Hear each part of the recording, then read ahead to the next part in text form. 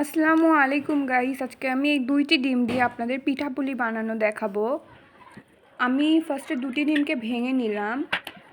এরপরে এর মধ্যে আমি চিনি দিয়ে নিব। চিনি দেওয়া হয়ে গেলে এগুলোকে মেশাবো। মেশাতে থাকার পরে আমি এর মধ্যে কালো জিরা দিলাম। এরপর তেল দিব। এরপর মেশাতে থাকবো। মিশ্রণটা হয়ে গেলে আমরা এর মধ্যে একটু লবণ দিব। তো আপনারা দেখুন, এরপর আমরা লবণ দিয়ে নিলাম। এরপর একটু আমরা আটা দিব।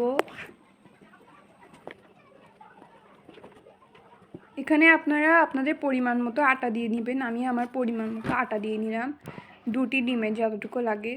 এরপর এটাকে আমরা রেস্টে রেখে নকশি পিঠা আমি বাজার থেকে কিনে নিয়ে আসছিলাম। এবার ওই নকশি পিঠাগুলো আমি বানাতে শুরু করব।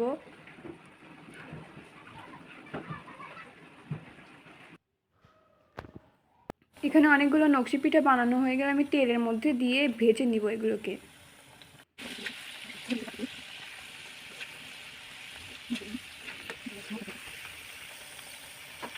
ভাজা হয়ে গেলে এগুলোকে তুলে নিয়ে পরিবেশন করে নিলাম।